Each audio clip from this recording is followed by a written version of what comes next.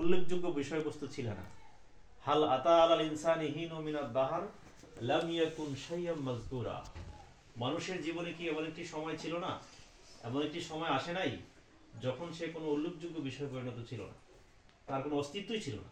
এমন একটা সময় আমাদের ছিল না? মানুষ এটা চিন্তা করে না।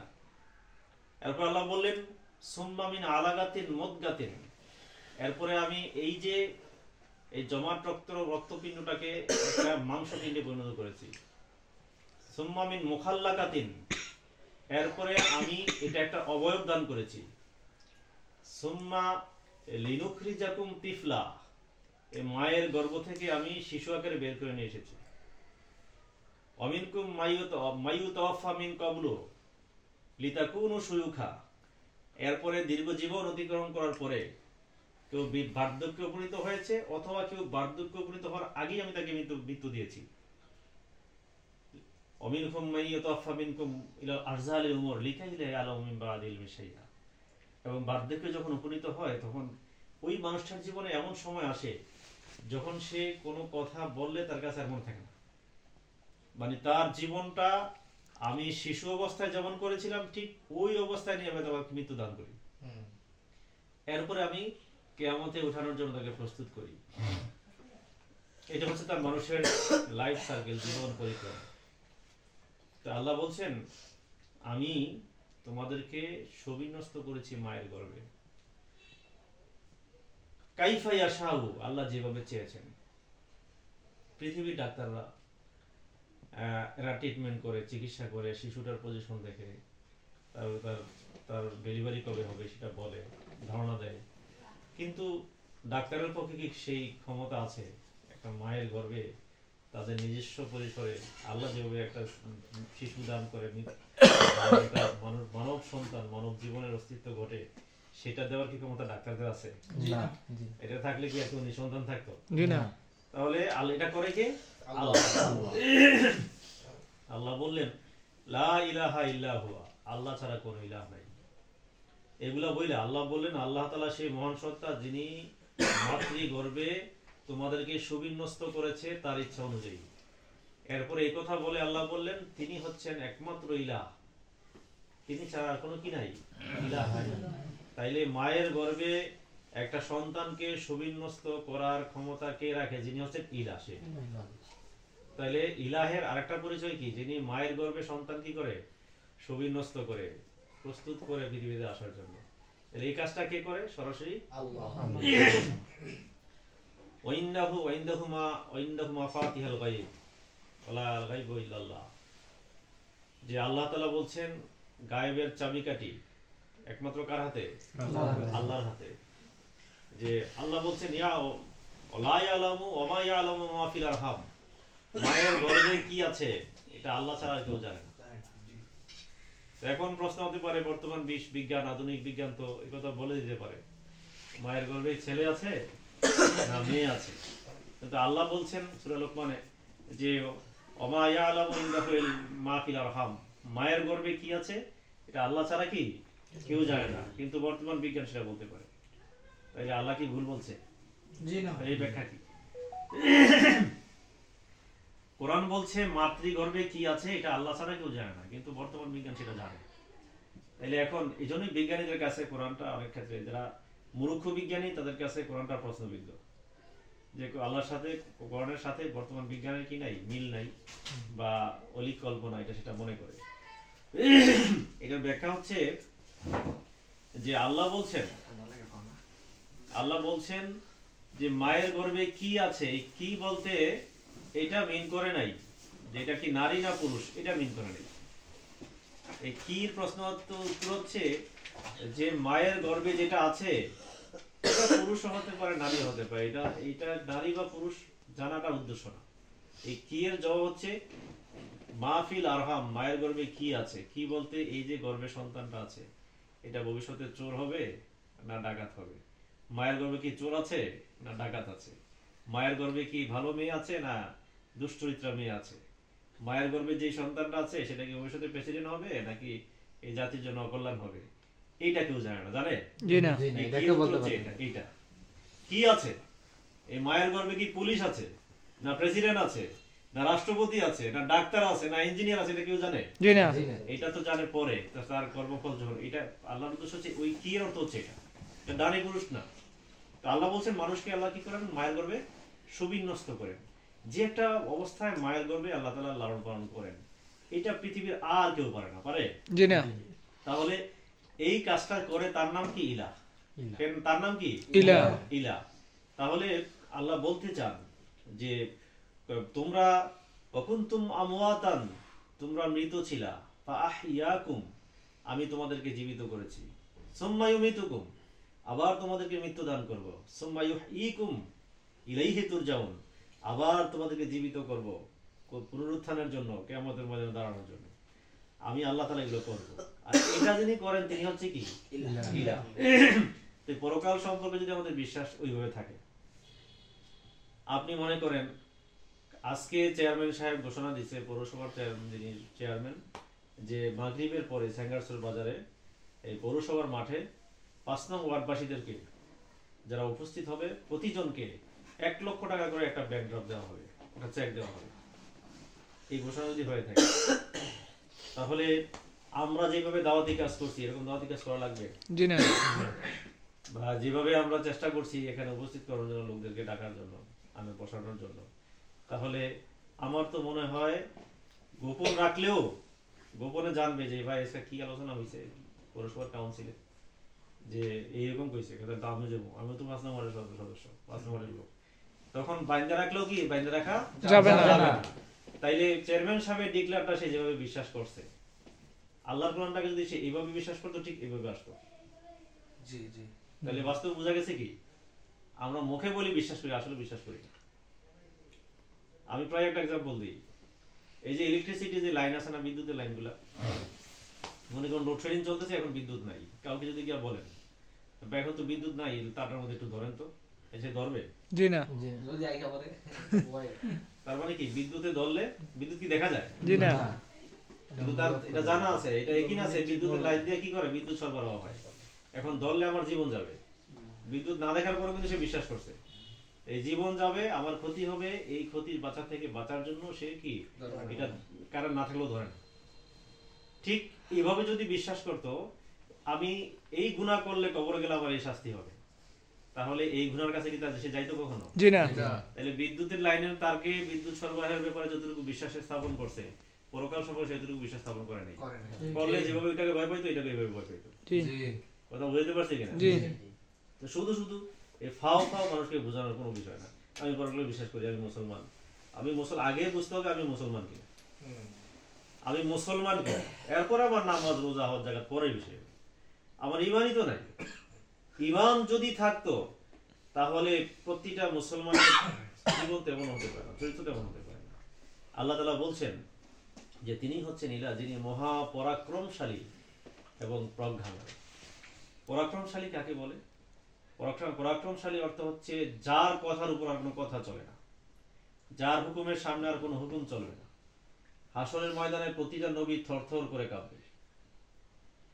আল্লাহ সেদিন, যেদিন আল্লাহ তাআলা নিজে বিচার ফয়সালার জন্য আসবেন, সেদিন ঈসা আলাইহিস সালাম, মুসা আলাইহিস সালাম, ইব্রাহিম আলাইহিস সালামের মতো পয়গম্বররাও থরথর করে কাঁপা শুরু করে দিবে। আর এখন তো জান্নাতের টিকিট বিক্রি করা হচ্ছে, বাবার হাত ধরলেই নাকি জান্নাত, বড় বড় জাহাজ নিয়ে এই জাহাজে বইরা বইরা কি জান্নাতে লয়ে যাবে। এই দেশের লোকের কাছে এগুলো বলা যায়, বলবে না কেন? কারণ আমরা যে ওই রকম মার্কা মুসলমান, বাবা বক্ত লোক, আমরা যদি ওই ধরনের মুসলমান হতাম, যে কোনো ব্যক্তি যে কোনো কথা বলে সমাজে সারার কোনো সুযোগ ছিল না। আমার মাদ্রাসায় গিয়া আপনি কি যে কোনো একটা কথা ভুল বুঝাইতে পারবেন? বই পড়াইতে গিয়া এই যে আল্লাহু লা ইলাহা ইল্লাহু আল হাইয়ুল কাইয়ুম, আল্লাহ ছাড়া কোনো ইলাহ নাই, তিনি চিরস্থায়ী এবং চিরঞ্জীব, এই কথার ব্যাখ্যা কি আমি উল্টা দিয়ে দিতে পারবেন? ছাত্ররা সাথে সাথে ধরবো, এই বুঝে আপনি কি করেন? এটা অর্থ তো এটা।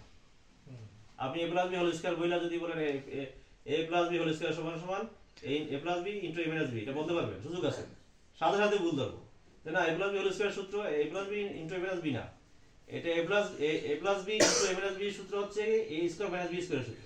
আপনি এটা বললেন কেন? সাথে সাথে ভুল ধরবো। কিন্তু ওই যে আমরা অজ্ঞমার্কা মুসলমান, আমাদেরকে যদি এসব বলে যে আফ্রিকার জঙ্গলে বড় মিটিং হইতে আছে, সেখানে আমার হিসাব ছিল। হ্যাঁ, হইতেও পারে। কি আজীব কথা। হ্যাঁ, হইতেও পারে।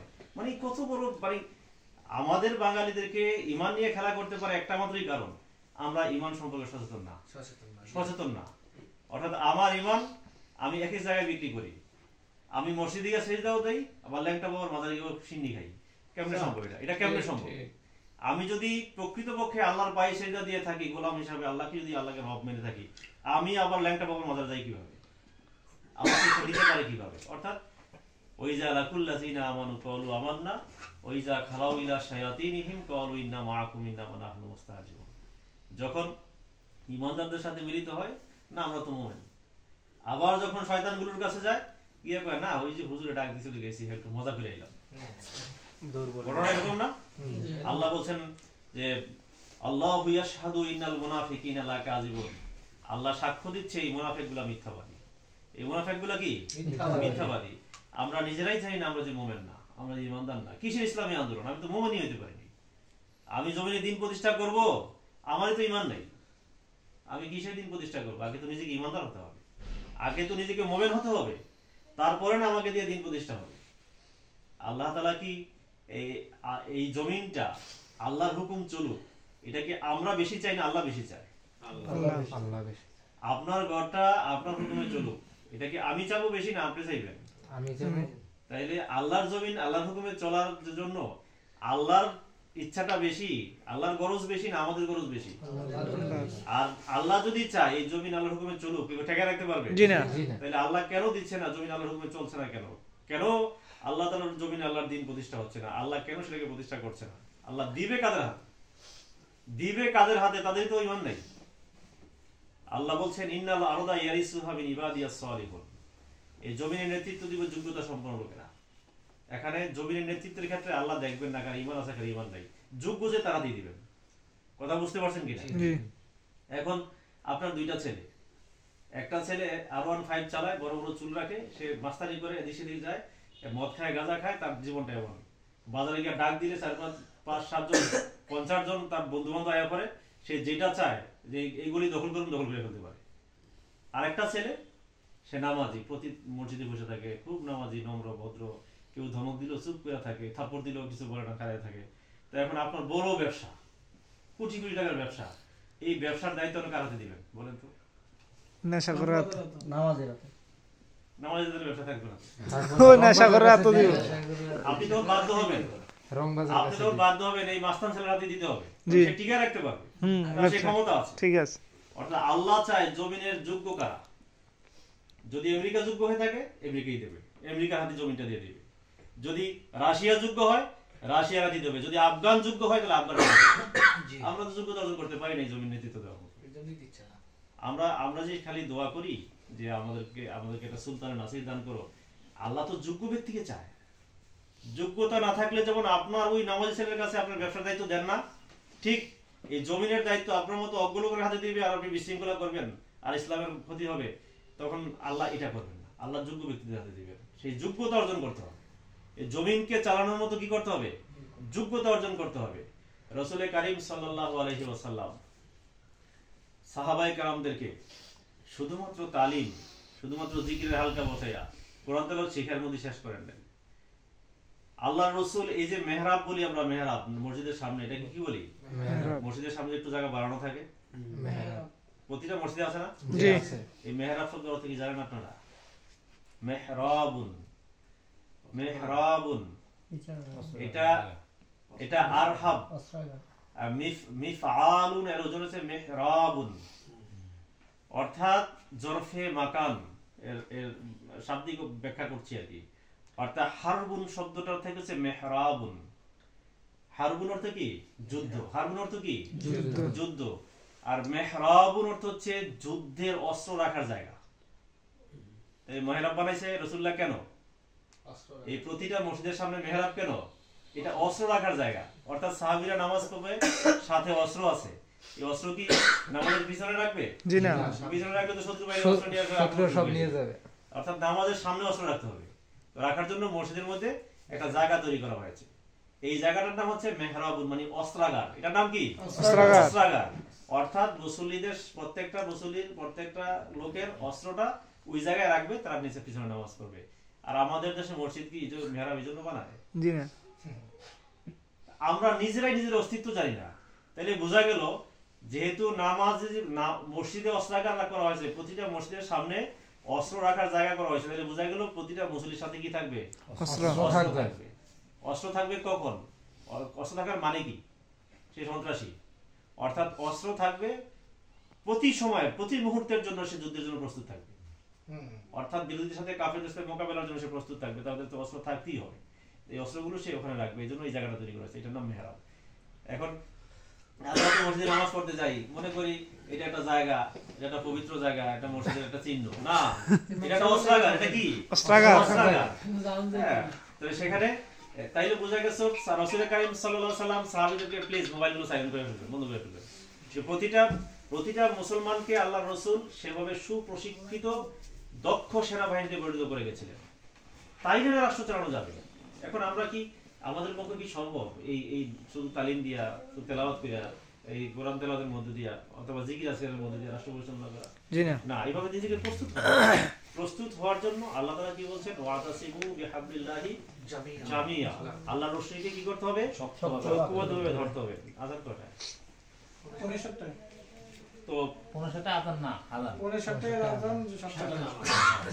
তো সেই ক্ষেত্রে আমাদেরকে কি প্রস্তুত হতে হবে না? জি ইনশাআল্লাহ। আপনাদেরকে এখানে যারা আমরা জামাত ইসলাম করি, এই 5 নং ওয়ার্ডে যদি এমন হয়, এই 5 নং ওয়ার্ড থেকে হ্যাঁ আওয়ামী লীগ, বিএনপি, জাতীয় পার্টি এরা প্রার্থী দিবে কমিশনার হওয়ার জন্য, কাউন্সিলর হওয়ার জন্য, মানে হ্যাঁ সমান শক্তি কি আমাদের আছে? জি না। জি না। তাইলে আমরা কি শুধুমাত্র জামাত ইসলাম করি এই মানে এই শুধু নামাজ রোজা করার জন্য? আমাদের লক্ষ্য উদ্দেশ্য কি? আমরা এই জমিনটাকে আল্লাহর আইন বাস্তবায়ন করতে চাই। আল্লাহর আইন বাস্তবায়ন করতে হলে আমাদের সেই সংখ্যক লোক লাগবে না? জি। আমাদেরকে সেই পরিমাণ লোক দরকার না? জি। সেই লোক তো আমাদের তৈরি করতে হবে। জি। ফেরেশতারা এটা করে দিয়ে দিবে? জি না। এটা আমাদের নিজেদের করতে এটা নিজেরা তৈরি করতে হবে। সেজন্য আমাদেরকে নিজেরা যোগ্যতা অর্জন করতে হবে এবং লোক তৈরি করতে হবে। এটা টার্গেটে থাকতে হবে। এই যোগ্যতা অর্জন আর লোক তৈরি করার জন্যই বাংলাদেশ জামাত ইসলামের কিছু কর্মপন্থা আছে, কর্মপদ্ধতি আছে। সেটা হচ্ছে কি, আমাকে ব্যক্তিগত মান উন্নয়ন করার জন্য, আমার ব্যক্তিগত মান উন্নয়ন কিন্তু আমি এভাবে করতে পারবো না। হ্যাঁ, আমার একটা সিলেবাস থাকতে হবে, নির্দিষ্ট পড়াশোনা থাকতে হবে। আমি কি নিজেকে যোগ্যতা অর্জন করার জন্য, আমাকে যোগ্য করার জন্য সংগঠন যে ব্যবস্থা গ্রহণ করেছে সেই ব্যবস্থার মধ্যে চলে আসতে হবে। তাইলে কি, আচ্ছা মনে করেন যারা নাকি এই যে স্কুল কলেজে যে ছেলে মেয়েগুলো পড়ে, তা ওরা যেই সিলেবাসটা পড়ে, এরা চাইলে বাসায় একটা টিচার রাইখা সারাদিন পড়লে এটা পড়তে পারবে না? তো কি দরকার স্কুলে যাওয়া? কি দরকার স্কুলে পরীক্ষা অ্যাটেন্ড করা, স্কুলের নিয়ম মেনে চলা? এই একটু সিলেবাস বৈশা একজন টিচার বাসায় রেখে দিয়া সেইটা কমপ্লিট করতে পারবে, তাকে স্কুলের ছাত্র হওয়ার কি দরকার? তো এটা জ্ঞান তো অর্জন হয়েছে। জ্ঞান অর্জন হলেই হবে না, তাকে সেই কম্পিটিশনে যেতে হবে, তাকে সেভাবে যোগ্য হইতে হবে, সেখান থেকে রেজাল্ট তৈরি করতে হবে। সে এক একটা স্তরে গিয়ে এরপরে এমএ পাস করবে, ইঞ্জিনিয়ার হবে, ডাক্তার হবে, তারপরে সে নিজেকে মান নিয়ে আসবে। ঠিক বাংলাদেশ জামাত ইসলামের একটা ব্যবস্থা গ্রহণ করেছে, একটা রুট লেভেলের সমর্থক থেকে শুরু করে কর্মী, অগ্রসর কর্মী, রোকন প্রার্থী, রোকন, এরপরে সে ঊর্ধ্বতন দায়িত্বশীল এবং বিভিন্ন দায়িত্ব পালন করার মধ্য দিয়ে সে সমাজ পরিচালনা করার যোগ্যতা অর্জন করে। তাইলে না তার শাসন করা সম্ভব হবে। আর তারা হইলে আওয়ামী লীগের নেতা আমি বুঝানোর চুপ থাকেন, দমক দিয়ে বসায় থাকবো। আর তখন আমরা চিন্তা করবো ঠিক আছে, আওয়ামী লীগ এত শক্তিশালী দল, এগুলো পারতাম না। যখন আপনার মধ্যে সেই যোগ্যতা থাকবে, না আপনারটা ভুল, আপনি ঠিক বলেন নাই, এটা এরকম, তখন আমার কথা বলার যোগ্যতা হবে।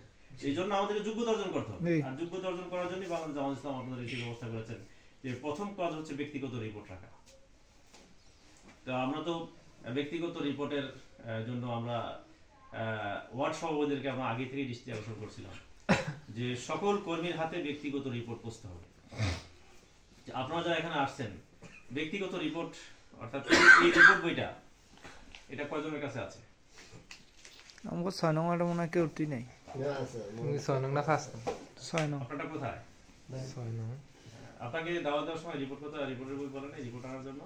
পাই নাই, মানে মোবাইল মানে দাওয়াত দেওয়া হয়েছিল তো আমরা দেখা নেই। আচ্ছা, আমি কিন্তু এই রিপোর্ট সম্পর্কে আরো একদিন আলোচনা করে গেছি এখানে। হ্যাঁ, আর একবার আলোচনা হয়েছিল। আচ্ছা, রিপোর্ট বইগুলো আপনারা বের করেন, যে আনছেন রিপোর্ট বইগুলো দেন। কাকা মাটা কো আজি দাও তো অনেক পিছনে দ্রুত দ্রুত করেন, সময় খুব কম।